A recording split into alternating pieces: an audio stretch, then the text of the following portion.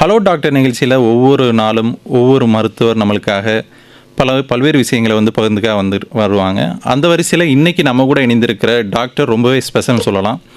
கண் மருத்துவம் மற்றும் பேராசிரியராக இருக்கக்கூடிய டாக்டர் கணேஷ் பாலசுப்ரமணியம் அவர்கள் தான் நம்ம கூட இணைஞ்சிருக்காங்க. கிட்டத்தட்ட 35 வருஷம் அனுபவம் வாய்ந்தவர். அவரை வரவேற்றலாம். வணக்கம் சார். வணக்கம் சார். வணக்கம். எப்படி சார் இருக்கீங்க? நல்லா இருக்கீங்களா? நல்லா இருக்கேன் ராஜா. சிறப்பு சார். இப்போ நம்மளுடைய மருத்துவ வளர்ச்சி எவ்வளவோ வளர்ந்துட்டுருக்குன்னே சொல்லலாம். இப்போ இருக்கக்கூடிய சூழலில் இந்தியாவாக இருக்கட்டும், இல்லை பர்டிகுலராக தமிழகமாக இருக்கட்டும், கண் குறைபாடு அளவில் எந்த அளவில் இருக்குது? இப்போ அதை எப்படிலாம் கட்டுப்படுத்திட்டு இருக்காங்க சார்? அதாவது இந்தியா அளவில் WHO ஸ்டாட்டிஸ்டிக்ஸ் பிரகாரம் ஒரு 5 மில்லியன் பீப்புள் கண் குறைபாடோடு இருக்கிறாங்க. அதில் பார்த்திங்கன்னா ஒரு 90% இந்த குறைபாடுகளை சரி செய்யக்கூடிய குறைபாடு இது. நம்ம தமிழ்நாட்டில்னு பார்த்திங்கன்னா கிட்டத்தட்ட இந்தியாவிலே எடுத்திங்கன்னா நம்ம தமிழ்நாட்டில் தான் குறைவான கண் குறைபாடு 25% தான் பிளைண்ட்னஸ் சொல்லியிருக்காங்க. இதே பார்த்திங்கன்னா மத்திய பிரதேசம், உத்தரப்பிரதேஷ் அங்கெல்லாம் கிட்டத்தட்ட 50% மக்களுக்கு விழுக்காடுக்கு குறைபாடுகள் நிறையா இருக்குங்க. இன்க்ரீஸ் ஆகிட்டே இருக்கு. ஆமாம் நிறையா இருக்குது. பொதுவாக அந்த கண் குறைபாடுகள் அப்படின்றதுல எதெல்லாம் நம்ம வகைப்படுத்தலாங்க சார்? நீங்கள் முதல்ல பார்த்தீங்கன்னா ஒரு 65-70% கேட்ராக்ட் தான் இன்றைக்கும். ரெண்டாவது பார்த்தீங்கன்னா ரிஃப்ராக்டரி எரர்னு சொல்லுவோம். அதாவது பார்வை குறைபாடுங்கும் போது தூர பார்வை குறைபாடு இருக்கலாம், இல்லை கிட்ட பார்வை, லாங் சைட் ஷார்ட் சைட்டுன்னு சொல்லுவோம். 40 வயது முதிர்ந்தவர்களுக்கு எல்லாருமே கிட்ட பார்வை இல்லை எழுதுகிற பிரச்சனை இருக்கும், வெள்ளை எழுத்து கண்ணாடின்னு சொல்லுவோம். அடுத்தது கிளாக்கோமா, கார்னியல் அல்சர், இந்த மாதிரி வரிசைப்பட நம்ம எடுத்துக்கலாங்க. கொஞ்சம் கொஞ்சமாக அந்த மாதிரி போய்க்கலாம். எஸ். இப்போ பொதுவாக சார், இப்போ நீங்கள் லாங் சைட் ஷார்ட் சைட்டும் போது எனக்கு ஒரு சின்ன சந்தேகம் என்ன வருதுன்னா, இப்போ இந்த குழந்தைகள் மொபைல் யூஸ் பண்ணுறதுனாலையோ, இல்லை டிவி அதிகமாக பார்க்குறதுனாலையோ, இல்லை லேப்டாப் சிஸ்டம், இப்படி டோட்டலாகவே இப்போ சில ஸ்கூல்ஸில் டோட்டலாகவே அவங்க கம்ப்யூட்டரில் தான் பார்க்குறாங்க. ஸோ இது அவங்களுக்கு லாங் சைட்டையோ இல்லை ஷார்ட் சைட்டையோ கிரியேட் பண்ண வாய்ப்பு இருக்கா? இது ரொம்ப நல்ல கேள்விங்க. அதாவது கொரோனா பீரியட் வரைக்கும் நாங்கள் தொழில் செய்யும் பொழுது நாங்கள் அவ்வளோ பேருக்கு சின்ன குழந்தைங்களுக்கு கண் பிரச்சனை நாங்கள் அவ்வளோ பார்க்கல. அதுக்கு பிறகு இப்போ இந்த டிஜிட்டல் யுகம் சொல்கிறோம். எல்லாருமே இப்போ பார்த்திங்கன்னா ஸ்கூலில் நோட்ஸ் எடுக்கிறதோ இல்லை அவங்க போர்டில் எல்லாமே சிஸ்டம் டிஜிட்டல் முறையில் போயிட்டுருக்கு. இதில் எங்களுக்கு நிறைய குறைபாடுகள் வருது. 1. 2, நீங்கள் பார்த்திங்கன்னா இன்றைக்கி ஸ்கூலில் மட்டும் இல்லை, வீட்டுக்கு வந்தாலும் அவங்க ஹோம்ஒர்க் டிஜிட்டல் முறையில் தான் மொபைலில் பார்க்குறாங்க, இல்லாட்டினா லேப்டாப்பில் ஒர்க் பண்ணுறாங்க.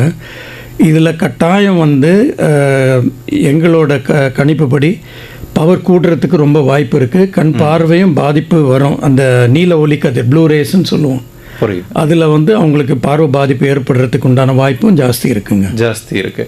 இப்போ நீங்கள் சொல்லும்போது அந்த ப்ளூ லைட் சொன்னீங்க. இப்போ நிறைய சிஸ்டம் யூஸ் பண்ணுறவங்க ப்ளூ லைட் கிளாஸ் யூஸ் பண்ணால் அதை ரெடியூஸ் பண்ணிடலாம் அப்படின்னு சொல்கிறாங்க. இது சிலர் உண்மைன்றாங்க, சிலர் பொய்ன்றாங்க. ஆக்சுவலாக அதோட ரியாலிட்டி என்ன சார்?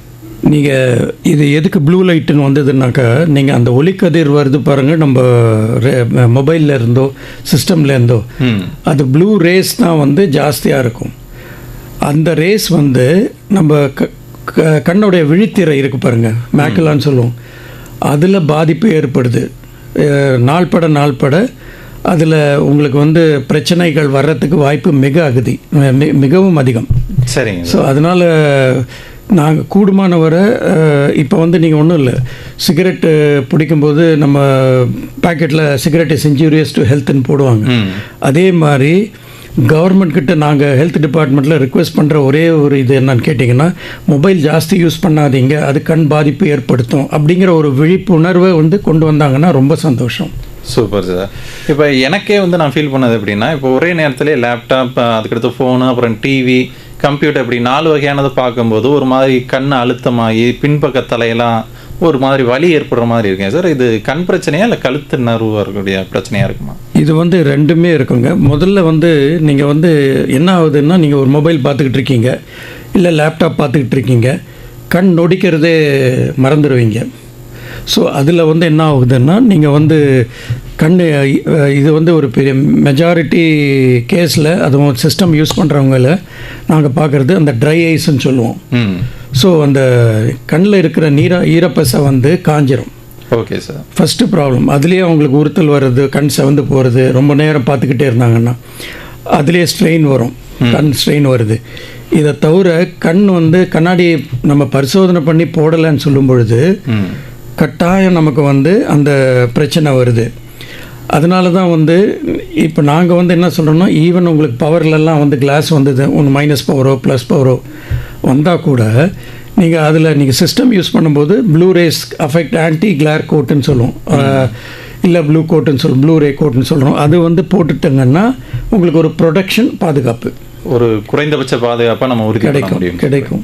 Okay sir. நேயர்கள் நம்ம கூட பேசுறதுக்கு தயாராக இருக்காங்க சார். முதல் நேர இணைப்பில் கொடுத்துடலாம். கட்டாயம். வணக்கம், யார் இங்கேருந்து பேசுகிறீங்க? ஐயா வணக்கம், நான் வேலூர் மாவட்டம் கட்பாடியிலிருந்து சந்திரசேகர் பேசுறேன் ஐயா. வணக்கம்மா. வணக்கம். வணக்கம் ஐயா. எனக்கு 2 கேள்விகள். இந்த இளைய வயதுல குழந்தைகளுக்கு அந்த பவர் வேரியேஷன் அப்படிங்கறது சரியா கண்ணாடி போடலன்னா கூடும், ஆனா ஒரு வயசுக்கு அப்புறமா பவர் வேரியேஷன்ஸ் இருக்காதுன்னு கேள்விப்பட்டிருக்கேன். எதனால வளர்ற குழந்தைகளுக்கு பவர்ல வேரியேஷன்ஸ் அப்படிங்கறது வருது? இது என்னுடைய முதல் கேள்வி. டிஜிட்டல் உலகத்தினால என்னென்ன ஹசார்ட்ஸ் ஏற்படும் அப்படின்னு சொல்றீங்க. இந்த கண்ணுல குழந்தைகளுக்கு இந்த டிஜிட்டல்ல நிறைய யூஸ் பண்றதுனால இந்த கருப்பா வளையமா தெரியறது அப்படின்ட்டு சிலர் சொல்றாங்க. அது பவர் வேரியேஷன்ஸ்ல இருக்கக்கூடிய குறைபாடுனால வரதா அந்த வளைவா, அல்லது வேறு எதனுடைய அறிகுறி அப்படிங்கறது அந்த கண்ணுல வளையமா தெரியுது அப்படின்ட்டு ஒரு குழந்தை சொல்லுச்சுன்னா அதை என்ன டயக்னைஸ் பண்ணணும்? இதை பத்தியும் சொல்லுங்களேன். உங்களுடைய முதல் கேள்வி வந்து குழந்தைகள் சிறு பருவத்திலே வந்து கண்ணாடி போடுறாங்க அப்படின்னு சொல்கிறீங்க இல்லைங்களாம்மா? பவர் வேரியேஷன்ஸ் இது என்னன்னு கேட்டீங்க. அப்புறமா பவர் வேரியேஷன் வராதுன்னு கேட்டேன். எப்பொழுதுமே குழந்தை வந்து வளர்ச்சி வந்து நம்ம 18 வயசு வரைக்கும் இருக்குது சரிங்களாம்மா. எல்லா உறுப்பும் எப்படி நமக்கு டெவலப் ஆகிட்டே வருதோ அதே மாதிரி நம்ம கண்ணும் டெவலப் ஆகிட்டு வரும். அதனால் ஒரு பவர் வந்திருக்குன்னு வைங்க, ஒரு மைனஸ் பவரோ ஒரு ப்ளஸ் பவரோ ஒரு குழந்தைக்கு ஏற்பட்டிருக்குன்னா நம்ம வந்து ஒரு 2 வயசோ 3 வயசுலேயோ நாங்கள் அதை தெரிஞ்சுக்கிடுவோம் பரிசோதனை பண்ணும்பொழுது. இப்போ வந்து அந்த குழந்தைக்கு கண்ணாடி போட்டுட்டாங்கன்னு சொன்னால் ஒரு குழந்தைக்கும் வருஷம் இல்லை சில குழந்தைங்களுக்கு 6 மாதத்துக்கு ஒருக்கா வந்து கண் டாக்டர்கிட்ட போய் பரிசோதனை பண்ணி கரெக்ட் பவர் என்னங்கிறது அவங்களுக்கு கொடுக்க வேண்டிய நிர்பந்தம் அவர் கட்டாயம் ஒரு பேரண்ட்ஸோட கடமைம்மா. இது வந்து ஒரு 18 வயசு வரைக்கும் நம்ம செக் பண்ணிக்கிட்டே வரணும். சரி, 18 வயசோ 20 வயசு பிறகு என்ன ஆகும்னா ஸ்டெபிலைஸ் ஆகிடும். அதுக்கு மேலே போகிறதுக்கு வாய்ப்பு கிடையாது. பட் அவங்களுக்கு உடம்பில் மற்ற குறைகள், ஏதாவது டயபெட்டிஸ் ஃபார்ம் ஆகுது, இல்லை வேறு மருந்து எடுத்துக்கிறாங்க ஸ்டீராய்ட்ஸ், அதனால் எங்களுக்கு கொஞ்சம் மாறுதல் வரத்துக்கு வாய்ப்பு உண்டுமா. Super sir. சார் இப்போ எனக்கு என்ன டவுட்னா சார், இப்போ கண்ணை சுற்றி ஒரு கருவலை வருதுன்னு வச்சுக்கோங்களேன், அதுக்கும் கண் பார்வைக்கும் எதுவும் சம்மந்தமாக இருக்குமா, இல்லை அந்த கருவலை எதனால் சார் வருது? இந்த கருவலையும் நிறைய பேருக்கு இப்போ நாங்கள் பார்க்குறோம். அது வந்து மெயினாக வந்து வைட்டமின் ஏ டெஃபிஷியன்சி ஸ்கின்னில் வரும். ஸோ அந்த ரொம்ப நேரம் தூக்கமின்மை, அப்படி இல்லைன்னா வந்து ஈரப்பசை குறையிறது, அப்படி இல்லை வைட்டமின் ஏ டெஃபிஷியன்சி இருக்குது அப்படிங்கும் பொழுது கட்டாயம் அவங்களுக்கு அந்த கருவளையம் வர்றதுக்கு வாய்ப்பு இருக்கும். யூஸ்வலாக அதுக்கு நாங்கள் வந்து வைட்டமின் ஏ க்ரீம்ஸ் சஜஸ்ட் பண்ணுவோம். அப்படி இல்லைன்னா சில மருத்துவர்கள் வந்து டீ பேக்ஸ் கூட அதை சஜஸ்ட். பட் வெள்ளரிக்காய் வைக்கிறதோ இல்லை மற்ற மாதிரி இந்த பொருள் வைக்கிறதோ வந்து தயவுசெய்து செய்ய வேண்டாங்க. அதை அவாய்ட் பண்ண வேண்டியது. Okay sir. இப்போ கண் குறைபாடு உடையவங்களுக்குலாம் சிலர் வந்து கண்ணாடி போடுறாங்க, சிலர் வந்து லென்ஸ் வச்சுக்கிறாங்க, சிலர் வந்து ஒரு சர்ஜரி பண்ணிக்கிறாங்க. இப்போ யாருக்கு என்ன ப்ரொசீஜர் பண்ணணும் அப்படின்னு எதுவும் வகைப்பாடு இருக்கா சார், இல்லை யார் வேணால் சர்ஜரி பண்ணிக்கலாமா? அதாவது அவங்க வந்து நம்ம குழந்தை பருவத்தில் இந்த முதல் சஜஷன் இல்லை ரிக்வெஸ்ட் என்னன்னு கேட்டிங்கன்னா, ஒவ்வொரு பெற்றோர்களும் இப்போ நாங்கள் வந்து ஸ்கூல் ஸ்க்ரீனிங் கேம்ப்ஸுக்கெல்லாம் போகிறோங்க. அங்கே போகும்பொழுது நிறைய குழந்தைகளுக்கு வந்து எங்களுக்கு கண் குறைபாடு என்னங்கிறது புரியுது. ஒரு சில குழந்தைகளுக்கு ஒரு கண்ணு மட்டும் பவர் ஜாஸ்தியாக இருக்கும், இன்னொரு கண்ணு நார்மலாக இருக்குது. ஸோ அதனால் அதை மறந்து விட்டுடுவாங்க. Okay. பெற்றோர் அது வந்து நார்மல் நினச்சிட்டு விட்டுடுவாங்க. பரிசோதனை பண்ணும்போது தான் எங்களுக்கு தெரியும். அந்த மாதிரி விடும்பொழுது அந்த குழந்தைக்கு வந்து லேசி ஐன்னு சொல்லுவோம். Okay sir. அது மாதிரி டெவலப் ஆகிடுது. எப்போ வந்து நம்ம டாக்டருக்கு நம்ம இது பண்ணுறோமோ நம்ம முதல்ல கண்ணாடி போட்டுட்டு பழகணும். அதுதான் முதல். சரிங்க சார். எப்பொழுதுமே வந்து நமக்கு வந்து அரை வயிறு சாப்பிட்டா வந்து ஒத்துக்காது. அது மாதிரி கண் எனக்கு முழு பார்வை தேவைன்னும் பொழுது அதுக்கு வந்து நிறைய பெற்றோர்கள் அவங்க என்ன யோசனை பண்ணுறாங்க, ஐயோ இந்த வயசுலேயே நம்ம கண்ணாடி போடலாமா, எதுக்கு இந்த குழந்தைக்கு தேவை அப்படின்னு அவங்க என்ன யோசனை செய்யணும்னா அந்த குழந்தைகளுக்கு இவங்க நல்லது செய்கிறாங்க. இப்போ வந்து அந்த கண் வந்து வளர்ச்சி எப்படி வந்து நாங்கள் விஷுவல் அப்பாரட்டஸ்ன்னு சொல்லுவோம். Okay sir. அது வந்து எப்படி 12 வயசு வரைக்கும் நம்ம உடம்பு எப்படி வளருதோ அந்த அப்பாரட்டஸும் டெவலப் ஆகிட்டே வருது. அந்த 12 வயசு வரைக்கும் நம்ம முழு பார்வை குழந்தைக்கு கொடுக்கும்போது அது இப்போ 15 வயசோ 20 வயசோ அவங்க பின்னாடி லேசர் கரெக்ஷன் வேறு ஏதோ ட்ரீட்மெண்ட் செய்யணும் போது அவங்களுக்கும் அந்த பசங்களுக்கும் ஒரு ரிசல்ட் நல்லாயிருக்கும், எங்களுக்கும் வந்து ரிசல்ட் கொடுக்கறதுக்கு வாய்ப்பு ஜாஸ்தி. அதாவது பவரை மெயின்டைன் பண்ணலாம், அப்படி இல்லைன்னா அது சரியாக கூட வாய்ப்பு இருக்குது சின்ன வயசுலேருந்தே கண்ணாடி போடும்போது அப்படின்னு சொல்லி. அதாவது கண்ணாடி ஒரு வாட்டி வந்துருச்சுன்னா அதை எடுக்கிறதுக்கு வாய்ப்பு ரொம்ப குறைவு குறைவு. பட் ஆனால் இதுக்கு வந்து கண்ணாடி வேண்டான்னு சொல்லும் பொழுது ஒரு 15 வயசோ 18 வயசோ ஆகும் பொழுது அவங்களுக்கு நாங்கள் ஆல்டர்னேட்டிவ் வந்து கான்டாக்ட் லென்ஸ்ன்னு அட்வைஸ் பண்ணுவோம். அது வந்து பெற்றோரோட சம்மதத்தோடு. ஏன்னா இது வந்து கண்ணில் ஏதோ நம்ம பொருத்தி எடுக்கிறது டெய்லி தூங்கிடக்கூடாது. அதோடைய சிக்கல்கள்லாம் இருக்குது. அதில் நிறைய வகைகள் இருக்குது. அதாவது soft lens, Tariq lens, semi soft lens, அந்த மாதிரி நிறையா லென்சஸ் வருதுங்க. அதனால அந்த மாதிரி பெற்றோரோட அனுபவத்தோடு அவங்க கொஞ்சம் ரெஸ்பான்சிபிலிட்டி எடுத்துக்கிட்டாங்கன்னா கான்டாக்ட் லென்ஸுன்னு சஜஸ்ட் பண்ணுறோம். Okay sir. ஒரு 18-20 வயசுக்கு அப்புறம் எப்போ வந்து ஸ்டெபிலைஸ் ஆகிடுதோ, பவர் ஸ்டெபிலைஸ் ஆகிடுச்சுன்னு சொன்னாக்க தாராளமாக லேசர் கரெக்ஷன் நாங்கள் சஜஸ்ட் பண்ணுவோம். Okay sir. பர்மனெண்ட்டாக எடுத்துடலாம் கண்ணாடி. சார் சார் நம்ம கூட ஒரு நேர் இணைகிறாங்க. வணக்கம். மதியம் வணக்கம் சார். வணக்கம்மா. வணக்கம் வணக்கம் வணக்கம் சார். ராயப்பேட்டையிலேருந்து வெங்கட்னு சார். சொல்லுங்கள் வெங்கட் சார், இப்போ முன்னாடி நம்ம பார்த்தோம்னா ஒரு கான்ட்ராக்ட் வருதுன்னா அந்த காலத்தில் அரசு ஆஸ்பத்திரிக்கு போவாங்க, பச்சையா ஒரு பை கட்டிட்டு ஒரு குழி மாதிரி நைட்டு கொடுத்துட்டு அது படக்கூடாதுன்னு கொடுப்பாங்க. அது வந்து இந்த புது நவீன லேசர் பிளஸ் ரொபாட்டிக்லாம் வரத்துக்கு முன்னாடி அது உங்களுக்கு நல்லாவே தெரியும், நீங்கள் அதுலேயே இருக்கீங்க. ஆமாம். இப்போ வந்திருக்க தொழில்நுட்ப இதில் வந்து ரொபாட்டிக்ல 1.5 லட்சம் 2 லட்சம் சார்ஜ் பண்றாங்க. அப்படி போய் 10 நிமிஷத்துல ஸ்கிரீன் மாதிரி போடுறாங்க, இன்ஜெக்ஷன் போடுறது இல்ல. ஆனா ஐஓஎல் எதுவுமே வைக்கிறது இல்ல. பட் இது ரொபாட்டிக் பண்ணா மறுபடியும் அந்த கான்ட்ராக்ட் வரத்துக்கு வாய்ப்பு உண்டா? 100% அதை ரிமூவ் பண்றாங்களா? ஐஓஎல் லென்ஸ் எப்படி அதுல வைக்கிறாங்க ஐஓஎல்? எனக்கு இது மட்டும் சார். ஸோ நீங்கள் கேட்ட மாதிரி எப்படி வந்து டெவலப்மெண்ட் ஆகிருக்கோ cataract surgery techniques, technology, machine, lens எல்லாமே வந்து இன்றைக்கி நவீன யுகத்தில் இருக்கும். நல்ல டெவலப்மெண்ட் வந்துருச்சு. முன்னே நாங்கள் வந்து வெறும் கேட்ராக்ட் மட்டும் ரிமூவ் பண்ணி பூத கண்ணாடி மாதிரி போட்டுக்கிட்டு இருந்தோம். இப்போ வந்து ஐஓஎல்னு முதல்ல இம்ப்ளான்ட் பண்ணோம். அதாவது அந்த ஐஓஎல்னு வைக்கும் பொழுது கண்ணாடி சில பேருக்கு தேவைப்படும், கிட்ட பார்வைக்கு தூர பார்வைக்கு.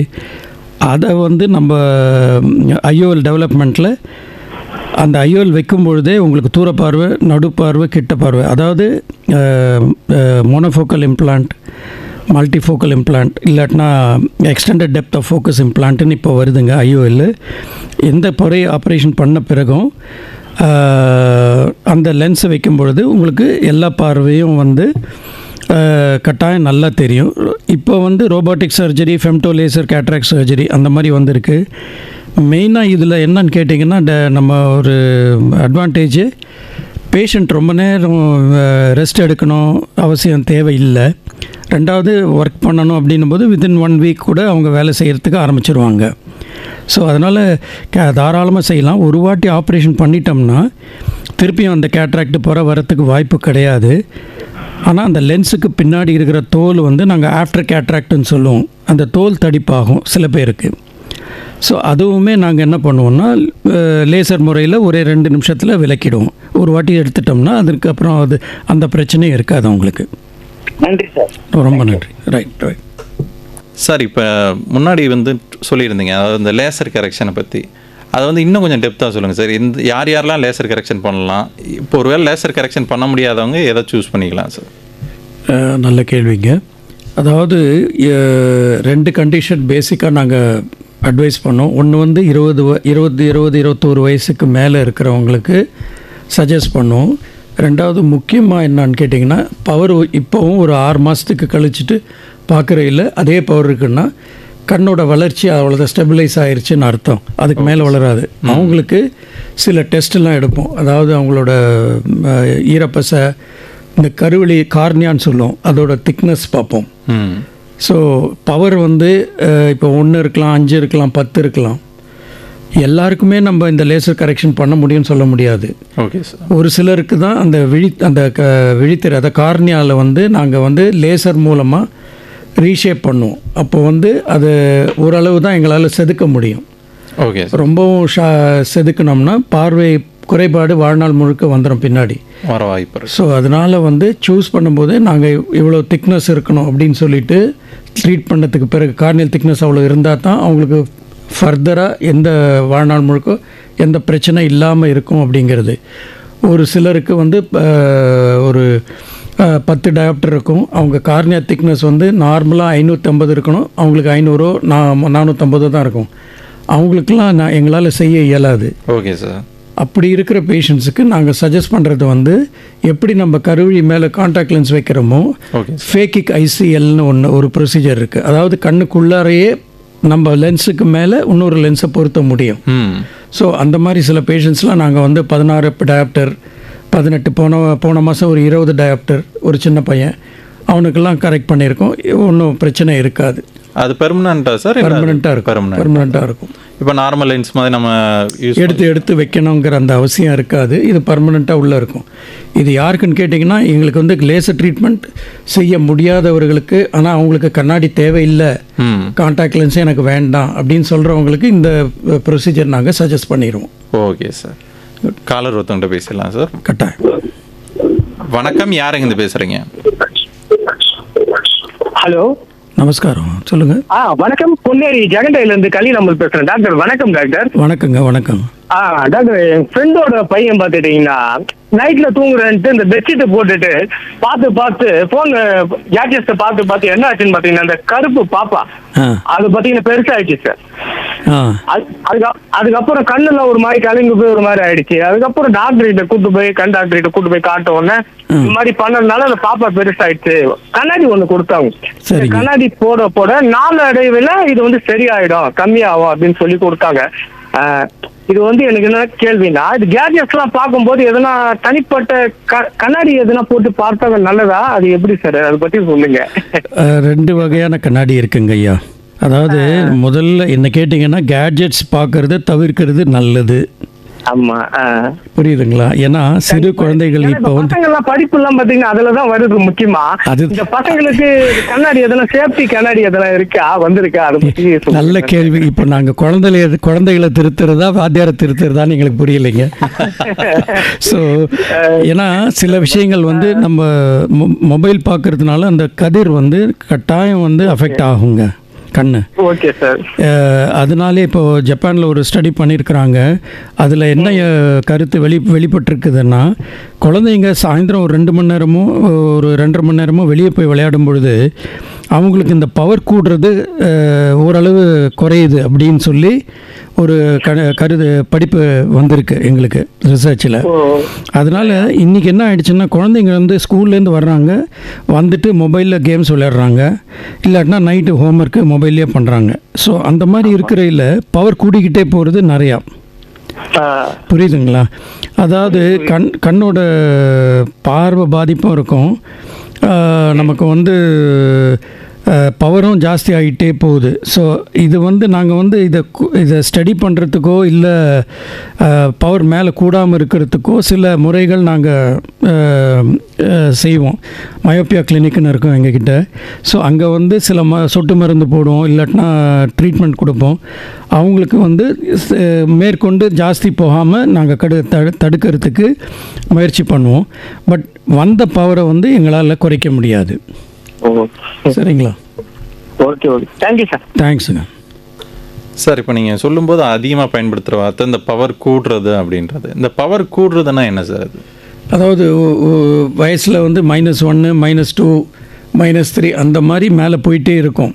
அதாவது எப்படி நம்ம மற்ற பகுதிகள் உடம்புலாம் வளர்ச்சியில் பெருசாகிட்டே இருக்கோ கண் வளர்ச்சி அடையும் பொழுது ஓகே சார். எங்களுக்கு வந்து அந்த கண்ணோட ஐபால்னு சொல்லுவோம், அதுவும் வளர்ச்சி பெருசாகிட்டே இருக்கும். அப்போ வந்து உங்களுக்கு பவர் கூடுறதுக்கு வாய்ப்பு இருக்கும். Okay sir. இது நார்மல் தான், இதனால் ஒன்றும் இது பிரச்சனையோ அந்த மாதிரி கிடையாது. இப்போ இது வந்து குறைபாடுன்னு நம்ம எடுக்கிறோம், அந்த மாதிரி கிடையாது. ஓகே. இது வந்து நார்மல் தான். பட் சிலருக்கு வந்து நமக்கு வந்து எப்போ வந்து இப்போ நான் வயது முதிர்ந்தவர்களுக்கு நமக்கு வந்து எப்போது இந்த இது கொடுக்குறோம், ஸ்டிக்கு கொடுக்குறோம் நடக்கிறதுக்கு, அதுக்குன்னு அவங்க நடக்க முடியாமல் இல்லை. அதே மாதிரி இந்த குழந்தைங்களுக்கு பார்வை வந்து 100% கிடைக்கணும் அப்படிங்கிறதுக்கு நம்ம வந்து இந்த கிளாஸஸ் கொடுப்போம்.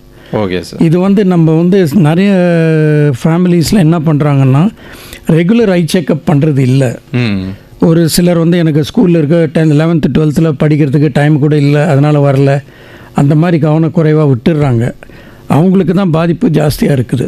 புரியுது சார். இன்னும் ஒரு சிலர் நான் பார்த்துருக்கேன் சார். இப்போ ஐ செக்கப் வந்து இந்த நார்மலாக கண்ணாடி கடைகள் இருக்குது இல்லைங்களா, அங்கே போயிட்டு வந்து செக் பண்ணிக்கிறோம், அது வந்து ஈஸியாக இருக்குது, நம்மளுக்கு காசு இல்லைன்னு சில நினைக்கிறாங்க.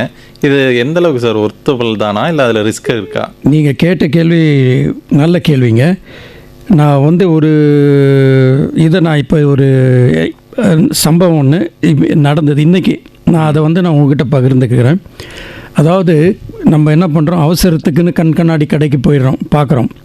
கண்ணாடி கடையில் உங்களுக்கு பவர் மட்டும் என்னன்றது செக் பண்ணி கொடுப்பாங்களே தவிர கண்ணுக்குள்ளே இருக்கிற நரம்பு திரை, ஜெல்லி, ரெட்டினா, கார்னியா இதெல்லாம் ஒழுங்காக இருக்கான்றது அவங்களால வியூகம் பண்ண முடியாது. ஏன்னா அந்த அளவுக்கு அவங்களுக்கு அதை பற்றி கேட்ஜெட்ஸ் இருக்காது, நாலேஜ் இருக்காது.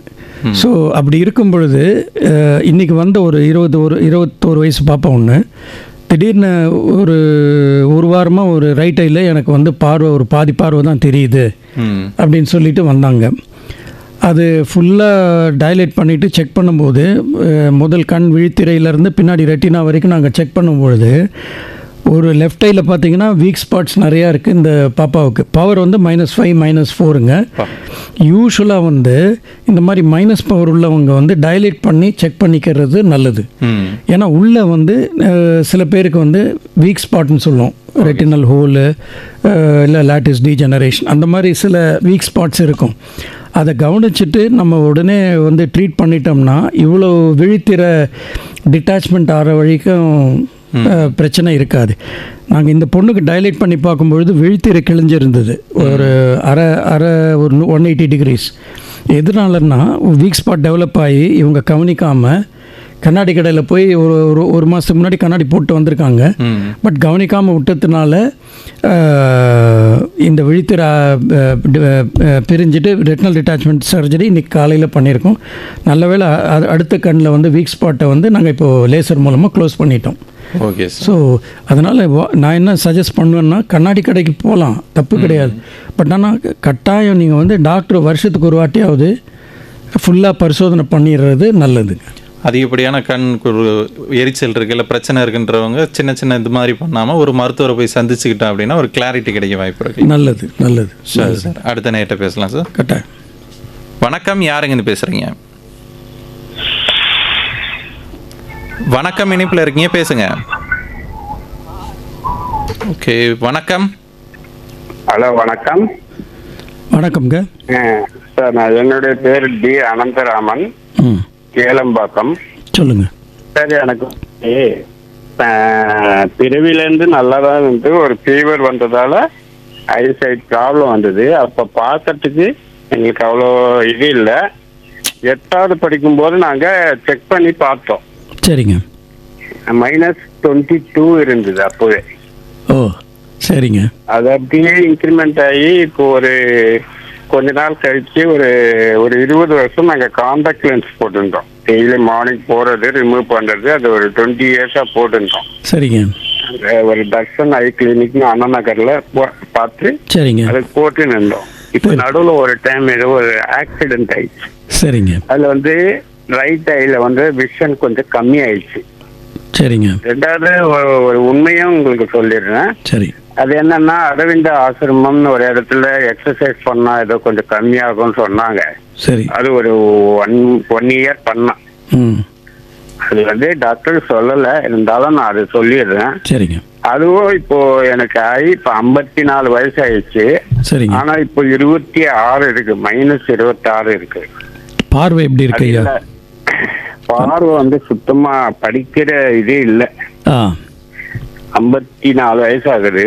சரிங்க. ஆனா வந்து எனக்கு கிளாக்காமா இருக்கு. Okay okay.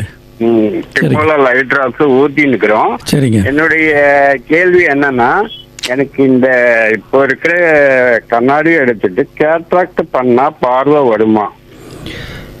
நல்ல கேள்விங்க. மட்டும்தான் ஒரே ஒரு இது. ஏன்னா கேட்ராக்ட் பண்ணியே வரலன்னா இருக்கிற கண்ணை நம்ம ஸ்பாயில்டு பண்ணக்கூடாது. புரியுது. இருக்கிற கண்ணை நமக்கு இப்போ ஒரு ஆளுங்களை பாக்குறோம், நம்ம ஒரு விஷன் பார்வை தெரியுது, அது வரையும் நம்ம பண்ணிட்டு சுத்தமா போயிடுச்சு வச்சுங்களேன், லைஃப் இல்லை ஒண்ணுமே. ரைட்டுங்க. ரைட்டு. கொஞ்சம் பார்த்து எனக்கு சொல்லுங்க, நான் அதே கேட்டுக்கிறேன். கரெக்டுங்க. நீங்கள் கேட்ட கேள்வி நல்ல கேள்வி. உங்களுக்கு கண் குறைபாடு வந்து 2 பிரச்சனைனால, ஒன்று வந்து கேட்ராக்டு, இன்னொன்று வந்து கிளாக்கோமா. எங்களுக்கு முக்கியம் வந்து கிளாக்கோமா. இப்போ கிளாக்கோமானால் பரிசோதனை பண்ணி அதனால் உங்களுக்கு கண் குறைபாடு இருக்குதுன்னு சொன்னாக்க கேட்ராக்டை ரிமூவ் பண்ணால் கூட உங்களுக்கு வந்து எவ்வளோ பார்வை கிடைக்குமோங்கிறது டெஸ்ட் பண்ணால் தெரியும். 10%, 20%, 30%. கேட்ராக்ட்னால குறைபாடு இருக்கிறத எங்களால் நிவர்த்தி செய்ய முடியும். பட் கிளாக்கோமானால் டேமேஜ் ஆகிடும் ஆப்டிக் நர்வ். அது எந்த கண்டிஷன் அப்படிங்கிறத பார்த்துட்டு செஞ்சுக்கிட்டால் பெட்டர். அதை விட மிகவும் முக்கியம் என்னன்னு கேட்டிங்கன்னா, ரெட்டினாவும் கம்ப்ளீட்டாக செக் பண்ண சொல்லுங்கள். ஆப்ரேஷனுக்கு முன்னாடி பார்த்துட்டு உங்கள் நரம்பு திரையும் நல்லா இருக்குது அப்படின்னு சொன்னாக்க நீங்கள் தைரியமாக ஆப்ரேஷன் பண்ணிக்கலாங்க. Okay sir. ரைட் சார், இப்போ இன்னொரு கொஸ்டின். அவருக்கு இந்த சொல்லும்போதே எனக்கு காய்ச்சல் வந்துச்சு, காய்ச்சல் வந்ததுக்கப்புறம் கண் பார்வை போச்சு அப்படின்றாங்க. இது மாதிரி ஒருத்தவங்க எனக்கு சொல்லி கேள்விப்பட்டிருக்கேன். இது எந்த கேட்டகரியில் சார் வருது? அதாவது காய்ச்சல்ன்றது நாங்கள் வந்து இப்போ மெனிஞ்சைட்டிஸ்ன்னு சொல்லுவோம். வைரல் மெனிஞ்சைட்டிஸு இல்லை அந்த மாதிரி கண்டிஷனில் இருக்கும் பொழுது மூளைக்கு காய்ச்சல் ஏற்பட்டு நம்ம மூளையிலேருந்து கண்ணுக்கு வர நரம்பு பாதிப்பாகிடும். அப்போ வந்து பார்வை குறைபாடு ஏற்படுறதுக்கு வாய்ப்பு நிறைய இருக்குங்க. Okay sir. இது ஆப்டிக் நர்வு பாதிக்கும். ஸோ அதனால் நிறைய பார்வை இழப்பு வர்றதுக்கும் வாய்ப்பு உண்டு. சரி, 2 கண்ணுமே அஃபெக்ட் ஆகுமா அந்த மூளை காய்ச்சல் அப்படின்னு சொன்னால் ஆகணும்னு அவசியம் கிடையாது. சில பேருக்கு ஒரு கண் இதாக இருக்குது, சில பேருக்கு வந்து இன்னொரு கண்ணில் மேனேஜ் பண்ணிக்கிட்டு இருக்காங்க. ஒரு பேஷண்ட் இருக்காங்க ஒரு 20 வருஷமாக, அதனால் பிரச்சனை இல்லை. ஸோ இந்த கேள்விக்கு வந்து நம்ம வந்து ஒரு இது என்னன்னு கேட்டிங்கன்னா, சில கண்டிஷன்ஸ் எங்களுக்கு வந்து திடீர்னு கண் குறைபாடு ஏற்படும். அதாவது அதெல்லாம் எங்களுக்கு எமர்ஜென்சி. ரெட்டினல் டிட்டாச்மெண்ட்டோ இல்லை விட்ரியஸ் ஹெமரேஜு இல்லை அக்யூட் கிளாக்கோமா இல்லாட்டினா வந்து சென்ட்ரல் ரெட்டினல் ஆர்டரி அக்ளூஷன், அந்த மாதிரி சில கண்டிஷனில் வந்து இதெல்லாம் எமர்ஜென்சி. திடீர்னு பார்வை குறைபாடு ஏற்படும். அப்போ வந்து உடனே நம்ம கண் டாக்டர் பார்த்துடுறது பெட்டருங்க. Better sir. சில வியாதிகள் பார்த்தீங்கன்னா இப்போ கேட்ராக்டோ கிளாக்கோமாலாம் பார்த்தீங்கன்னா ப்ராக்ரெசிவாக தான் பார்வை குறைபாடு ஏற்படும். இப்போ நீங்கள் சொன்ன அந்த காய்ச்சல் வந்து கண் பார்வை குறைபாடு ஏற்படக்கூடியவங்களுக்கு இப்போ நவீன முறையில் எதுவும் மாற்று வந்திருக்கா சார், இல்லை இன்னும் அது எப்படி? இது வந்து நரம்பு சம்மந்தப்பட்டது. அதனால் வந்து முதலே கவனிச்சிட்டோம்னா, அதாவது இது வந்து நாங்கள் வந்து ஃபீவர்னு அட்மிட் பண்ணுவாங்க ஐசியூவில். உடனே கண் டாக்டரும் பரிசோதனை பண்ணாங்கன்னா அதனால் கண்ணில் பாதிப்பு ஏற்படுறதுன்னா கண் நரம்புக்கு பாதிப்பு ஏற்படுறதா இல்லையான்றது பார்த்துக்கிட்டோம்னா பரவாயில்லை. கண்டிஷன் அப்போவே ட்ரீட் பண்ணிட்டோம்னா ஓரளவு குணப்படுத்துறதுக்கு வாய்ப்பு இருக்குங்க. பட் அப்படி இல்லை, விட்டுட்டாங்க, கொஞ்ச நாள் ட்ரீட்மெண்ட் எடுக்காமல் விட்டுட்டாங்கன்னா அந்த நரம்பு வந்து பிரச்சனை ஏற்பட்டு பழுதாகி பார்வை குறைபாடு ஏற்பட்டுரும். நிரந்தர பார்வை குறைபாடு. நிரந்தர, ஆமாம், ஆப்டிக் அட்ரஃபின்னு சொல்லுவோம். Okay sir. நெக்ஸ்ட் காலர்கிட்ட போயிடலாம். வணக்கம். ஹலோ, வணக்கம் சார். வணக்கங்க. வணக்கம் சார். வணக்கம் சார், டாக்டர் சார். வணக்கம். அதாவது கண்ணு எனக்கு சின்ன வயசுல இருந்து கொஞ்சம் ப்ராப்ளம் இருக்கு. ரெட்டினா ஆர்பி அது வந்து கொஞ்சம் கொஞ்சமா குறையுது சார். ஒரு கண்ணு கொஞ்சம் ரைட்டு கண்ணு டவுன் ஆகிடுது, நரம்பு வீக் ஆயிடுது. நரம்பு ஆப்ரேஷன் பண்ணா சரியா வந்து சொல்றாங்க, கியூர் ஆகாதா சார்?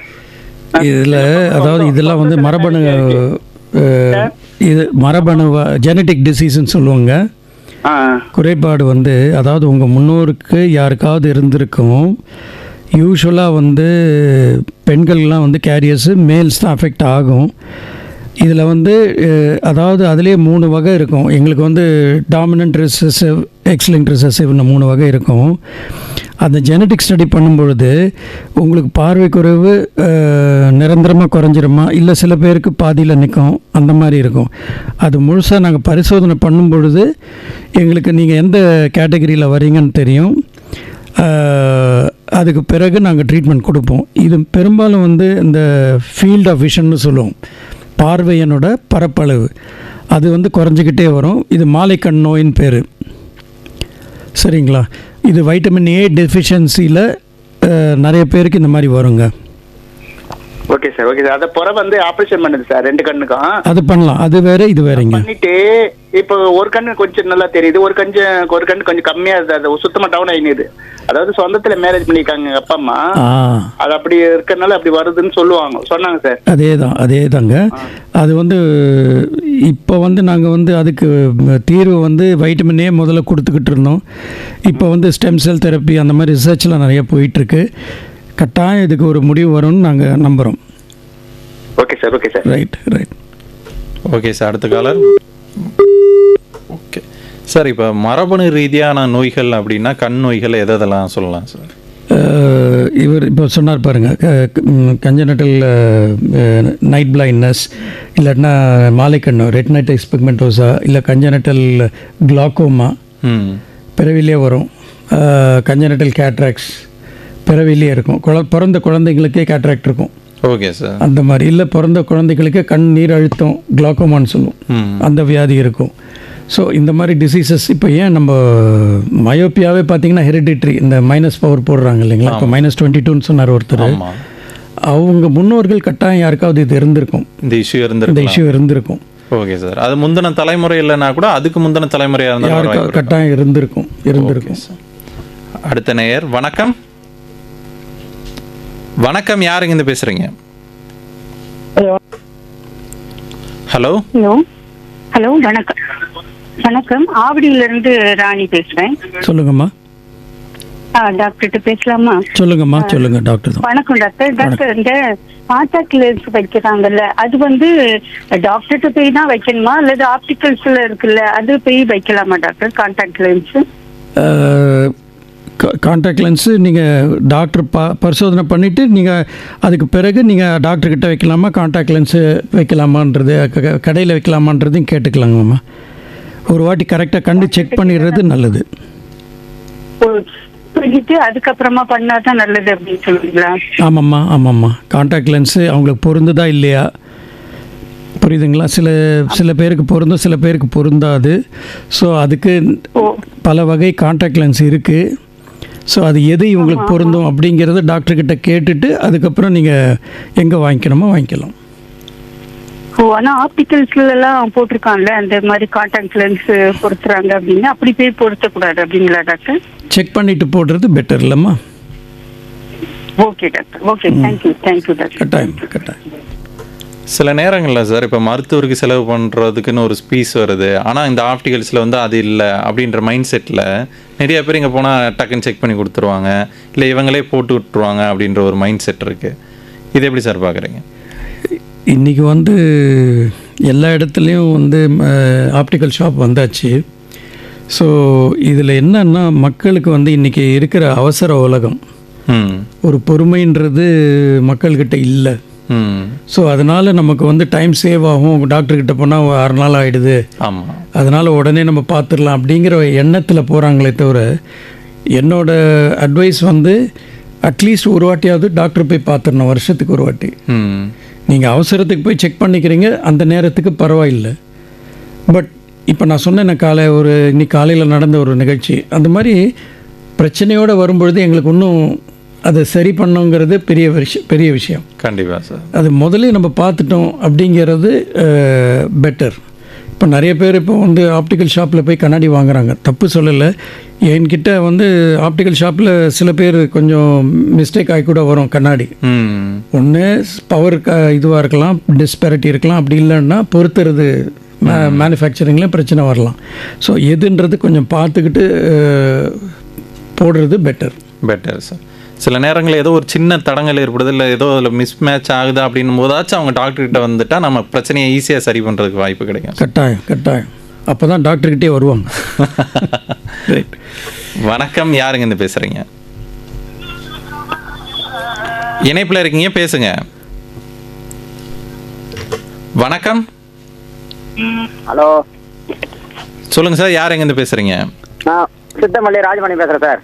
சரிங்க சார், டாக்டர் கிட்ட பேசுங்க. வணக்கம். ஹலோ, வணக்கம் சார். வணக்கம் சொல்லுங்க சார். எனக்கு இந்த ஒரு கண்ணில் வந்து ஒரு பக்கம் செத வளர்ந்த ஒரு ஆப்ரேஷன் பண்ணோம் சங்கர்நெட் தேவையில்ல, ஒரு 6 வருஷம் ஆயிட்டு இருக்கோம். சரிங்க.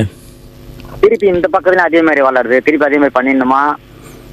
கட்டாயம் பண்ணணுங்க. என்ன வயதாகுது? எனக்கு 50 வயசு ஆகுது சார். ஓகே. தொழில் வந்து வெயிலே இருப்பீங்களா?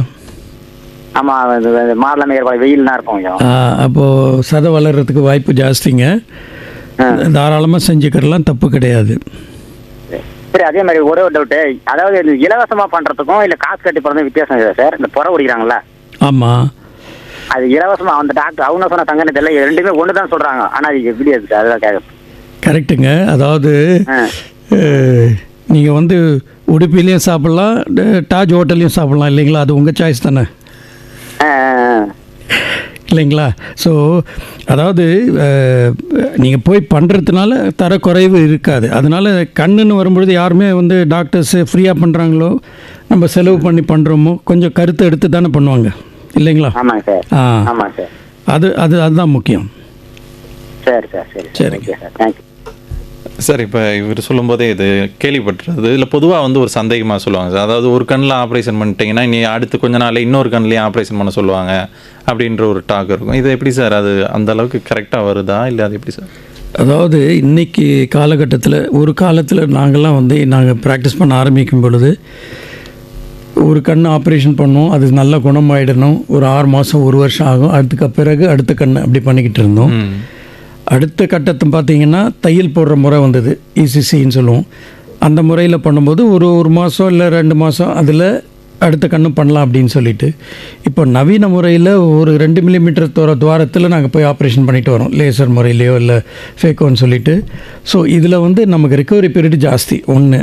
ரெண்டாவது கேள்வி வந்து என்ன ஆகுதுன்னா, இப்போ வந்து 2 கண்ணும் ஏன் நாங்கள் வந்து அடுத்தடுத்து செய்யணும், இல்லை ஒரே நாள்லேயும் சில வாட்டி நாங்கள் வந்து 2 கண்ணும் சேர்த்து செய்கிறோம். சில பேர் அதான் முடியாமல் இருக்கலாம், வெளியூர்லேருந்து வந்திருக்கலாம், இல்லை அவங்களுக்கு நடக்க முடியாமல் இருக்கலாம், வயது முதிர்ந்தவர்களாக இருக்கலாம், கால் கை நடக்க முடியாமல் இருக்கலாம், இல்லை எலும்பு பிரச்சனை இருக்கலாம், அவங்களால போயிட்டு வர முடியாது. அப்படிங்கிற நிர்பந்தம் இருக்கும்பொழுது உடம்புல மற்ற பிரச்சனைகள் இல்லை, கண் ஆப்ரேஷன் தாராளமாக 2 கண்ணும் செய்யலாம்னு போது செஞ்சிடுறது நல்லது. Okay sir. ஏன்னா அதை விட என்ன முக்கியம்னு கேட்டிங்கன்னா, ஒரு கண்ணு பண்ணிவிட்டு இன்னொரு கண்ணு கொஞ்ச நாள் கழித்து பண்ணும்பொழுது அந்த பார்வையோட வித்தியாசம் இருக்கும். ஒன்றுத்தில் ரொம்ப துல்லியமாக தெரியும், மற்றொரு கண்ணில் பார்த்தீங்கன்னா ஒரு டல்லாக இருக்கும். போக அதை முத்திக்கிட்டே வரும்பொழுது அந்த டிஃப்ரென்ஸ் ஜாஸ்தியாக இருக்கும். நிறைய பேர் இதனால் வந்து படியை தடுக்கி டெப்த்து தெரியாது, அந்த மாதிரி ஐசைட்டு பிரச்சனை வந்திருக்காங்க. அதனால் இப்போ நவீன முறையில் நாங்கள் வந்து உடனே செஞ்சிடறோம் ஆப்ரேஷன்.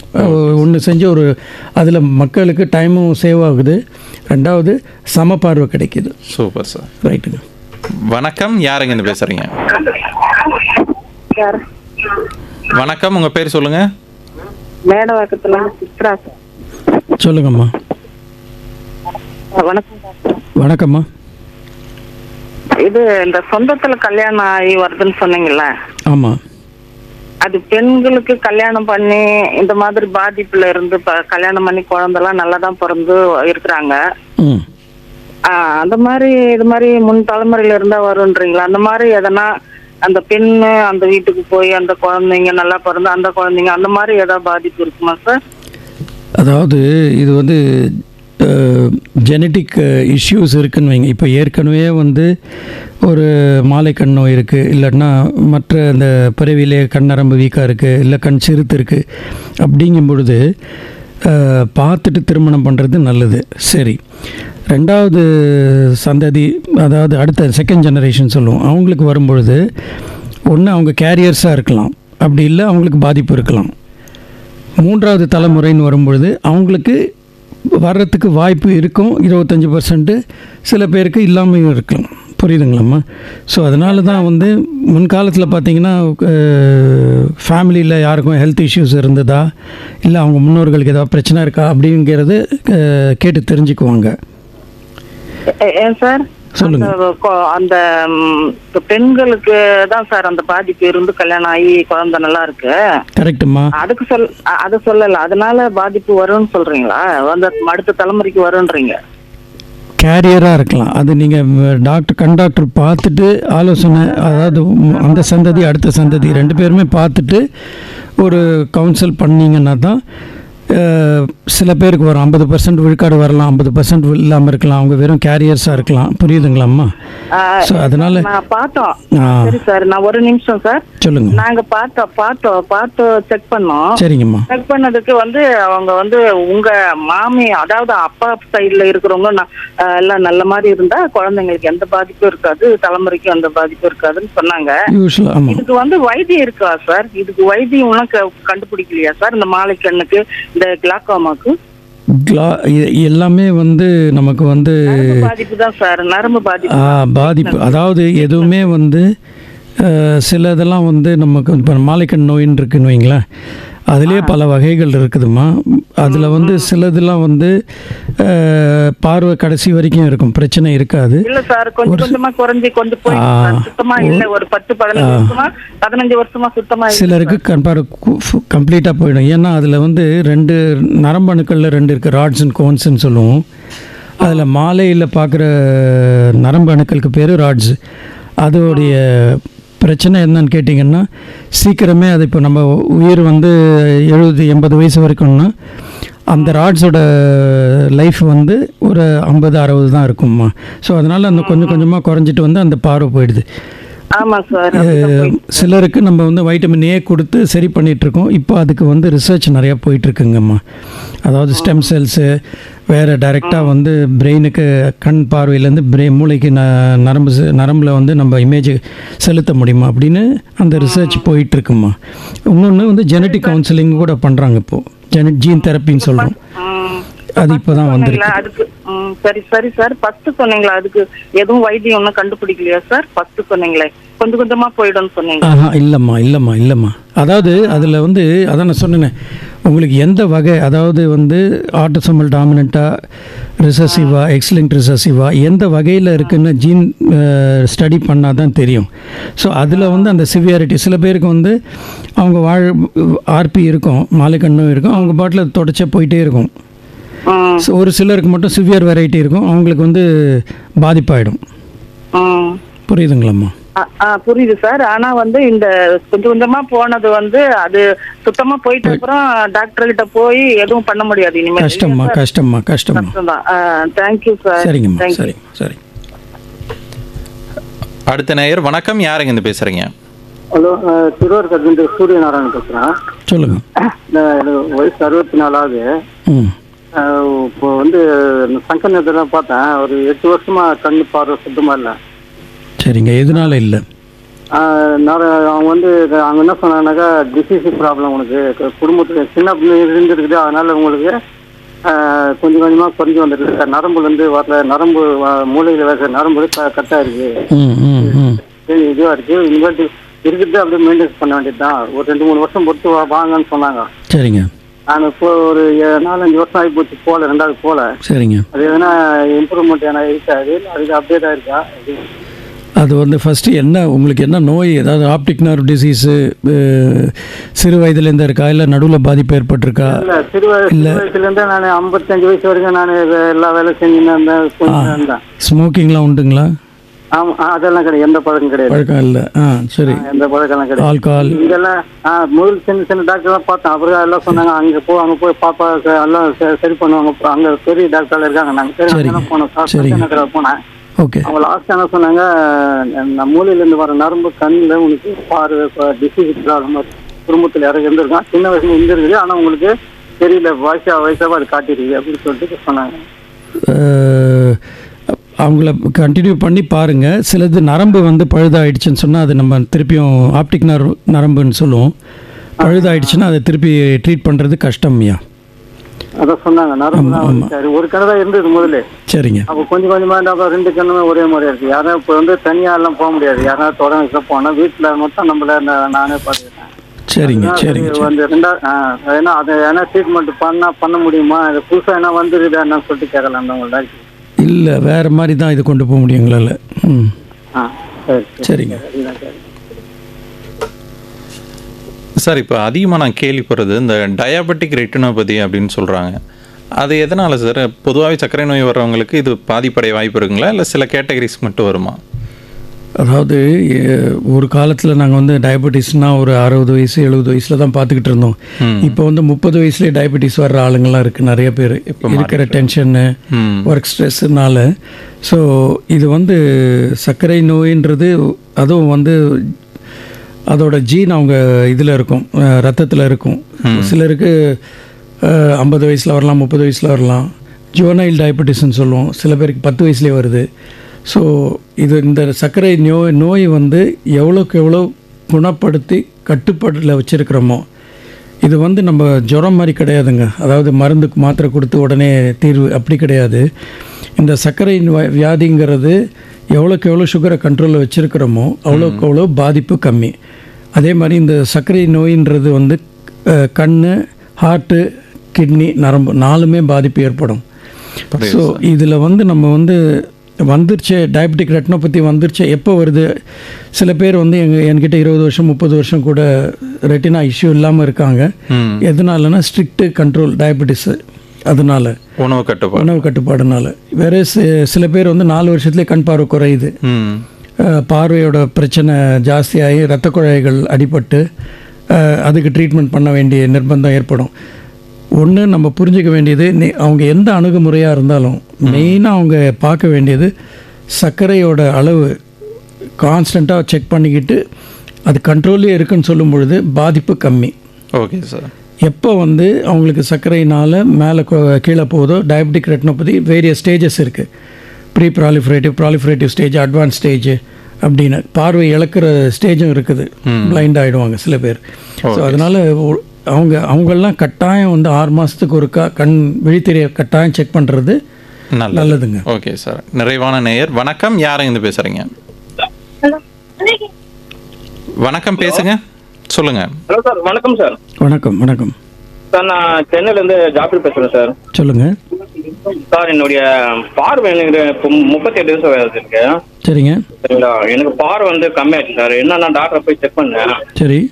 டாக்டர்ஸ் எல்லாம் என்ன சொல்றாங்கன்னா, இந்த மூளையில இருந்து கண்ணுக்கு போற நரம்பு இருக்கு இல்லையா, சரிங்க, அந்த நரம்புல வந்து பாதிப்பு இருக்கு சொல்றாங்க. சரிங்க. சரி. அதனால எனக்கு பார்வை போறதுக்கு வாய்ப்பே இல்லை சொல்றாங்க சார்.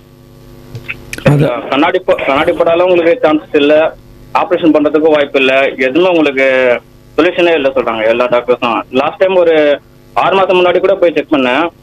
அகர்வால் ஹாஸ்பிட்டல்ல. சரிங்க. அவங்களும் ஸ்கேனிங் பண்ணாங்க. சரிங்க.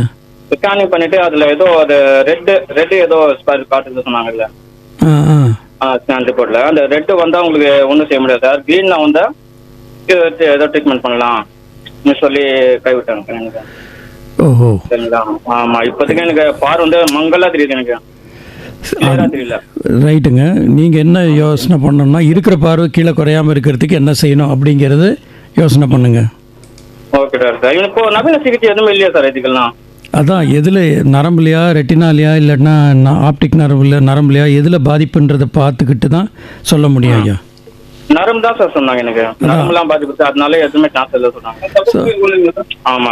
நரம்புல வந்து ஏதோ நசிங் இருக்கு நரம்பு நடுவில் உங்களுக்கு உள்ள. Okay okay. ஆமா. அதனால உங்களுக்கு பார்வை இம்ப்ரூவ்மெண்ட் ஆகிறதுக்கு சான்ஸ் இல்லைன்னு சொல்லி டாக்டர் ரொம்ப வருத்தமா சொன்னாங்க. எனக்கு ரொம்ப மனசு கஷ்டமாயிடுச்சு. சரி. இருக்கிற பார்வை தக்க வைக்கிறதுக்கு என்னன்றது கேட்டுக்கிடுங்க, அது மெயின். ஓகே. அதுக்கு தான் சார் கேட்குறேன், உங்களுக்கு ஏதாவது சொல்யூஷன் அது இருக்கான்னு உங்களுக்கு கேட்கலான்னு. நரம்பு சத்து என்ன தேவையோ அதெல்லாம் எடுத்துக்கிறங்க, நல்லதுங்க. Okay sir. அதுக்கு ஏதோ ஆப்ரேஷன் ஏதோ பண்ற மாதிரி இல்லையா சார்? நரம்பு மட்டும் பாதிப்பு இருந்ததுன்னா, ஆப்டிக் நரம்பு பாதிப்பு இருந்ததுன்னா அது சரி செய்யறது அதுக்கு வீக்காக இருக்கலாம். அதாவது ஆப்டிக் நியூரைட்டிஸ்ன்னு சொல்லுவோம், இல்லாட்டினா பேப்லடிமா அந்த மாதிரிலாம் இருக்கும். அதுக்கு வந்து முதல்ல பார்க்கும்பொழுது ட்ரீட்மெண்ட் கொடுக்கலாமே தவிர பாதிப்பு ஏற்பட்டு அதோடைய பின்விளைவுகளை சந்திக்கும் பொழுது அதில் வந்து சிகிச்சை கொடுத்தாலும் பிரயோஜனம் எவ்வளோ இருக்குன்னு சொல்ல முடியாதுங்க. ஓகே டாக்டர், அதான் டாக்டர் நானும் ஏதோ ட்ரை பண்ணி பார்த்தேன். எனக்கு எல்லா டாக்டர்ஸும் அதான் சொல்றாங்க. பார்க்கலாம். சங்கரன் செக் பண்ணேன், டாக்டர் செக் பண்றேன், எல்லா டாக்டரும் செக் பண்றேன். எப்பால் டாக்டர் இங்க பொறுத்தவரத்துல டாக்டர் அவரு செக் பண்ணாரு. சரி, இல்லை நீங்கள் வந்து தொடர்ச்சியாக நீங்கள் விட்டுறக்கூடாது. ட்ரீட்மெண்ட்டுக்கு நீங்கள் கட்டாயம் 6 மாதமாக 1 வருஷமாக ஃபாலோ பண்ணிக்கிட்டே இருங்க. இருக்கிற பார்வை குறையக்கூடாது. Okay sir, okay sir. அதான் சார் எனக்கு ஃபியூச்சர்ல புரிஞ்சிருமா ஒரு பக்கம் அச்சமா இருக்கு சார் மனசுல. அது ஒன்றும் கவலைப்படாதீங்க. சரிங்க. Super sir. கிட்டத்தட்ட 1 மணி நேரம் எப்படி போச்சுன்னே தெரில. நம்ம நிறைவு நேரத்துக்கு வந்துட்டோம் சார். கண்டிப்பாக சார். ரொம்ப நன்றிங்க சார். ரொம்ப நன்றிங்க.